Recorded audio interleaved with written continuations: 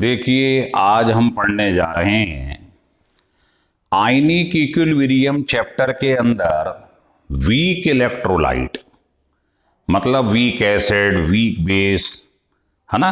इसकी पीएच कैसे निकालते हैं, बहुत ही इंपॉर्टेंट केस है। अक्सर कर इसके ऊपर क्वेश्चन बनते हैं, तो इस टॉपिक को ढंग से देखिए। अगर आपको लगे कि अच्छा है ये वीडियो, इससे बहुत लाभ हो सकता है, तो आप इसको ध्यान रख लें, सब्सक्राइब और लाइक जरूर करिएगा। तो देखिए, हेडिंग डाल लीजिएगा पीएच ऑफ वीक एसिड या वीक बेस या वीक इलेक्ट्रोलाइट, है ना। जैसे आपको मालूम ही है, वीक एसिड जैसे ऑल ऑर्गेनिक एसिड्स जिनमें कार्बन आता है, जैसे hydrocyanic acid, carbonic acid, formic acid, इस टाइप जिनमें कार्बन दिखाई दे जाए, मतलब ऑर्गेनिक एसिड, ये वीक एसिड होती है। वीक बेस ले लीजिएगा, जैसे अमोनियम हाइड्रोक्साइड हो गया, अमाइंस हो गई, है ना, पढ़ा है ऑर्गेनिक में, अमाइंस हो गई, या पायरिडीन हो गई। ये सब जो होता है ये वीक बेस होता है। तो वीक इलेक्ट्रोलाइट वो होता है जो पार्शली डिसोसिएट होता है इन एक्वस सॉल्यूशन। जो मान लो आपके पास 1 रुपया है और आप उसमें से खर्च कर रहे हो 1 पैसा, तो जो ना के बराबर डिसोसिएट हो वो कहलाता है वीक इलेक्ट्रोलाइट, है ना। तो इनकी पीएच कैसे निकालती हैं वो समझो। तो आपको सबसे पहले मैं बताने जा रहा हूं कुछ शॉर्टकट की, जिससे आप with in a second question solve कर लेंगे। अगर कोई वीक एसिड है, उसमें अगर कंसंट्रेशन गिवन है, तो रेडीमेड फार्मूला होता है वीक एसिड का ये।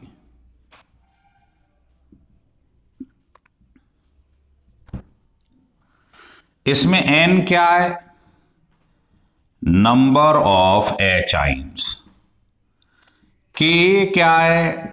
Dissociation constant for acid, given होगा पेपर में। और सी कंसंट्रेशन। सिमिलरली अगर मान लो वीक बेस आ जाए, तो उसका फार्मूला क्या होगा? सिमेट्री से बताओ, पीएच की जगह क्या आ जाएगा? पीओएच। इसमें एन था नंबर ऑफ एच आइन, इसमें होगा n number of O H ions.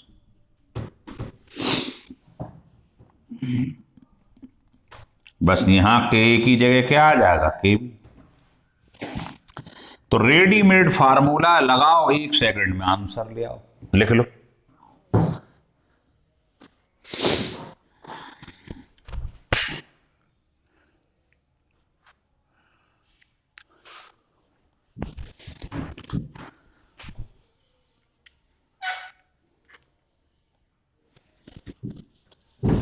चलिए, अब इसको रब कर रहे हैं।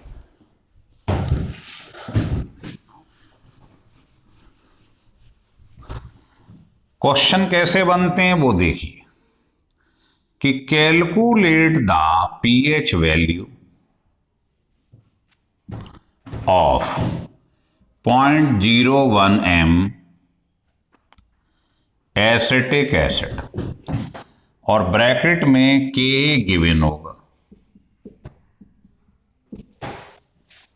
अब आपने जैसी के देखा, तो के भी होते हैं वीक इलेक्ट्रोलाइट के, स्ट्रॉन्ग के कभी नहीं होते हैं। तो आप समझ गए ये वीक है, तो रेडीमेड फार्मूला लगा दीजिएगा।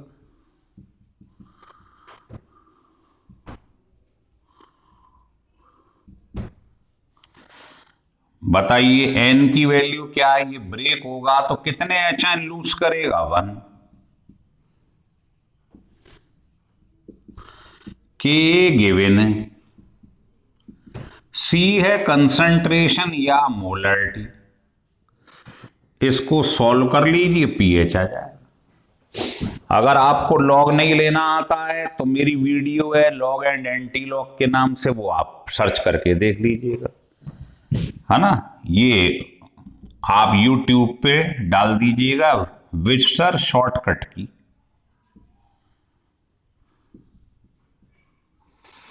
इस नाम से लॉग एंड एंटी लॉग डाल दीजिएगा, लॉग सीख जाएंगे कैसे सीखती हैं सॉल्व करना। तो ये आप एक स्टेप में सीख गए। मान लीजिए इसी में मैं एक अमेंडमेंट कर देता हूं, मान लीजिए पेपर में ये क्वेश्चन आ जाए और यहां के भी दिया हो, तो फार्मूले में क्या करोगे आप बताइए। पीएच की जगह पीओएच आ जाएगा, अगर बेस है तो यहां के भी आ जाएगा। अब आप वैल्यू पुट कर दो, ओ एच कितना N1, के भी मालूम है, सी मालूम है, सॉल्व कर लो, इससे क्या आ जाएगा पीओएच। पर हमें क्या निकालना है पीएच, तो आप 14 में से माइनस कर देना, पीएच प्लस पीओएच 14 होता है, आंसर आ जाएगा। ये ध्यान रखना आप कि के इंटू के बी नहीं दिया हो तो इससे सॉल्व कर लेना, या पी के प्लस पी के बी क्या हो जाएगा सॉल्व करने पे 14। तो ये ढंग से समझ लो पहले। कभी कभी क्या होता है, ये बेस है तो यहां के ए दे देता है और चाहिए फार्मूले में के बी, तो यहां से आप के बी निकाल सकते हैं।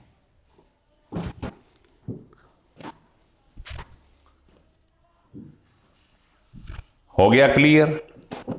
तो वीक एसिड और वीक बेस की समझ लो कैसे पीएच निकालती है।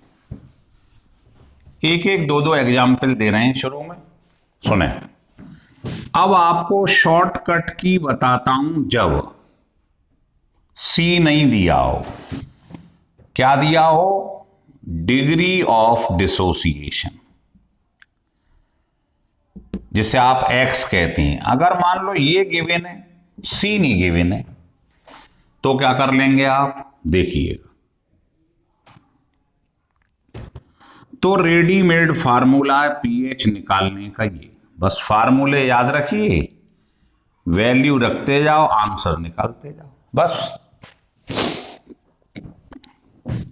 जैसे अब ये तो वीक एसिड का है, के आ रहा है, बताइए वीक बेस का क्या होगा सिमेट्री से, ये तुरंत आ जाता है सिमेट्री से। ये वीक बेस का है, ये वीक एसिड का है, इसमें n number of H ions हैं, इसमें ओ एच आइंस हैं। क्वेश्चन जरूर देखिएगा। ये कह रहा है find the pH value,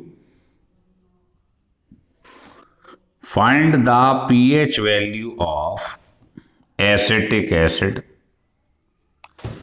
which is 2% ionised, और पेपर में के गिवन होगा। यही तो पहचान है वीक की, के भी। तो अगर इसमें आपको डिग्री ऑफ डिसोसिएशन गिवन है तो फार्मूला ये लगाओगे। देखो इसमें सी गिवन नहीं है, तो कैसे सॉल्व करेंगे, यहां रख दो। एन कितना है, नंबर ऑफ एच आइंस 1, के गिवन है। अब बताओ एक्स की जगह क्या रखोगे, एक्स है 2%, मतलब 2/100, तो ये वैल्यू एक्स की आप यहां रखेंगे, तो सॉल्व करके पीएच आ जाएगी। और अगर मान लो इस एसिड की जगह कोई बेस होता, मान लो यही होता, तो यहां के भी दे देता, तो आप पीओएच वाला फार्मूला लगा देते। अब बताइए क्या आंसर आ जाएगा। ये टूटकर एक OH दे रहा है तो N की जगह 1 रख दिया, के भी गिवन है, और C कितना हो जाएगा, X, सॉरी 2% मीन्स 2/100, X की जगह रख दो, इससे POH आ जाएगी, 14 में से माइनस कर दो, पीएच निकल आएगी। तो दो ही फार्मूले हैं वीक के, एक ये वाला जब X दिया हो, और जब X नहीं हो C दिया हो तो इससे पहले वाला फार्मूला। ये दो याद रख लोगे आप तो आप मैक्सिमम न्यूमेरिकल वीक इलेक्ट्रोलाइट के सॉल्व कर जाओगे। देखिए अब मैं आपको एक तीसरी स्टाइल समझाता हूं। देखो तो यहां पर हेडिंग डाल दो पहले, ओस्टवाल्ड डाइल्यूशन लॉ। ये बहुत ही इंपॉर्टेंट है, ये केवल वीक इलेक्ट्रोलाइट में लगता है। इट इज एप्लीकेबल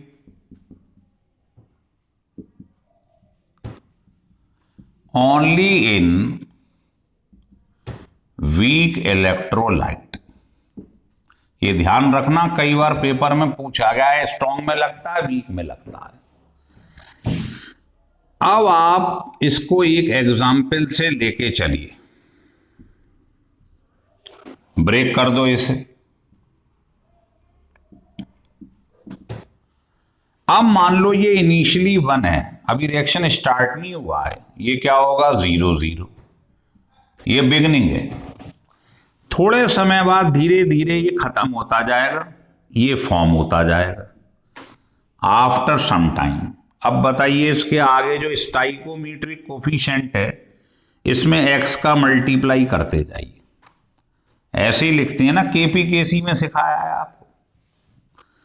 तो ये आपके पास 1 क्या माना है आपने, मोल, तो ये मोल आ गए, इनटू C कर दो तो आपको कंसंट्रेशन मालूम पड़ जाएगी इक्विलिब्रियम पे, है ना। C क्यों करा है आप पूछेंगे, C क्यों लिखा है, तो एक स्टेप और एक्स्ट्रा बता देता हूं लोग। पहले टोटल वॉल्यूम से डिवाइड करो, क्योंकि ये था मोल, तो मोल पर वॉल्यूम कंसंट्रेशन हो गई। देखो इनिशियली आपने 1 मोल माना है और टोटल वॉल्यूम है V, तो मोल अपॉन वॉल्यूम को C लिख सकते हैं। तो मैंने क्या करा है, अगले स्टेप में 1/V को C लिख दिया है, तो ये ऐसे C आया है, समझ लो, पहले रटना नहीं है। अब आप मुझे बताओ, आपको जो पिछले लेक्चर में बताया केपीकेसी निकालना, के कैसे निकालेंगे इसका बताएं। प्रोडक्ट की कंसंट्रेशन ओवर रिएक्टेंट की, रख दो वैल्यू,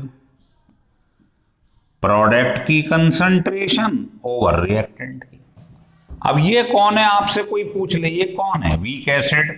एसिड है तो इसको कहते हैं Ka, dissociation constant for acid. अगर वीक बेस होता तो यहां K भी आ जाता, ये कैंसिल हो जाएगा। तो आप बताइए K इक्वल टू, ये आ गया।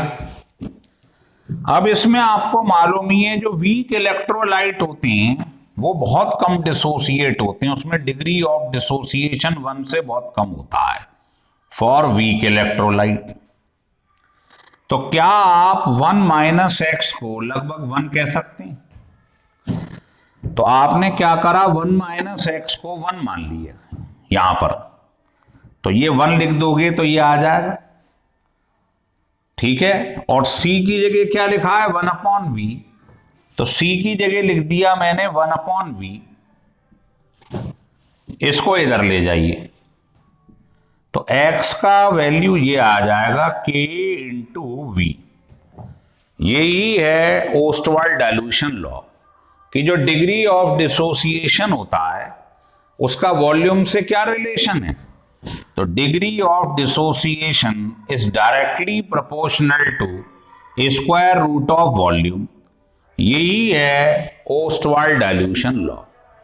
तो समझ में आ रहा है ओस्टवाल्ड डाइल्यूशन लॉ क्या होता है, किस में एप्लीकेबल होता है, और न्यूमेरिकल में भी इसका बहुत यूज होगा। आप देखेंगे अभी कि इसका यूज किस प्रकार से होता है, ये आपको बताया जाएगा। लिख लें आप इसे अभी, तब आपको समझ में आएगा ये आगे। अब इसमें अगर आप देखो मैंने इसको ब्रेक करा हुआ है, तो इसमें एचाइन की वैल्यू कितनी है, देखिए इक्विलिब्रियम पे x × C। तो क्या मैं एचाइन को x × C कह सकता हूं, तो यहां से आपके पास एचाइन की वैल्यू हो गई x × C। ये बहुत इंपॉर्टेंट है ना। तो pH क्या हो जाएगा बताइए, pH होता है -log एचाइन, एचाइन की जगह X इंटू सी लिख दीजिएगा आप। तो ये फार्मूला पीएच का तब लगाना जब X भी दिया हो और C भी दिया हो। भाई इससे पहले हमने जो दो फार्मूले पढ़े हैं वो कब लगे थे बताइए? पहला था जब C गिवन होता है तो पीएच कैसे निकालते हैं, दूसरा था जब X दिया हो तो पीएच कैसे निकालते हैं। ये फार्मूला तब लगाओगे जब X भी दिया हो डिग्री ऑफ डिसोसिएशन और C भी दिया हो। जब दोनों दिए रहते हैं तब पीएच निकलती है इस फार्मूले से। तो ये ध्यान रखिए। अब इन पर बेस्ड क्वेश्चन बताता हूं मैं, तीनों पर बेस्ड लिखिएगा, कोशिश करिए आप।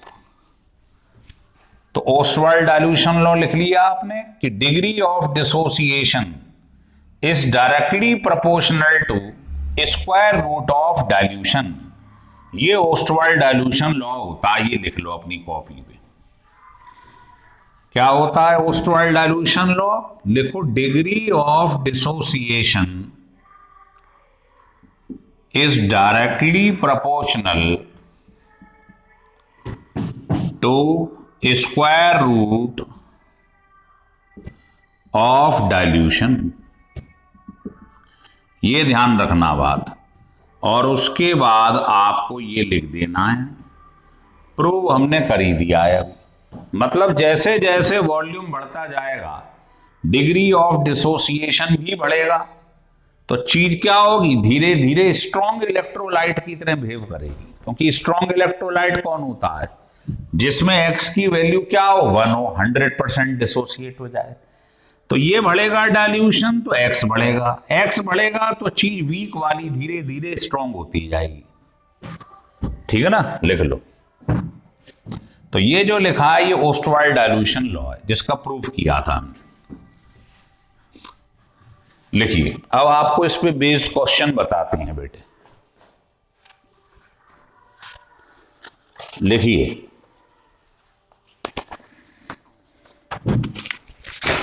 पहला क्वेश्चन दीजिए। कह रहा है calculate pH value of decimolar solution of hydrocyanic acid which is 2% ionized, और K इसका कुछ भी दे दिया है पेपर में। ठीक है, तो कैसे करेंगे? मान लो K भी नहीं दिया है, ऐसा मान लो। अब ढंग से देखो, इस क्वेश्चन में एक तो मुझे मोलरिटी दे दी है, डेसीमोलर का मतलब होता है m/10, और मुझे X दे दिया है। तो जब X और C दिया हो तो अभी अभी मैंने बताया था रेडीमेड फार्मूला निकाल के ये लगा दो उठा के, खत्म बस। X की जगह क्या रखोगे बताओ? 2% मतलब 2/100, और C दिया है डेसीमोलर मतलब m/10। इसको सॉल्व कर लो, पीएच आ जाएगी। और सिमेट्री से बताओ, अगर ये वीक एसिड की जगह वीक बेस हो जाता तो बताइए ये फार्मूले में ये हो जाता नहीं हो जाता, है ना? मान लो इसी क्वेश्चन में मैं यहां पर इसकी जगह अमोनियम हाइड्रोक्साइड लिख दूं, तो C दिया है और X दिया है। तो जब ये दोनों दिए हों इस फार्मूले को लगा दो। इसमें कितना है? ये X दिया हुआ है 2% और C कितना है 1/10। इससे POH आ गया है, 14 में से माइनस कर दो तो आपके पास पीएच आ जाएगी। हो गया क्लियर? तो इस टाइप के सवाल भी आप इससे सॉल्व कर सकते हैं। अब आपको नेक्स्ट वीडियो में मैं इस पर बेस्ड क्वेश्चन बताऊंगा। ठीक है।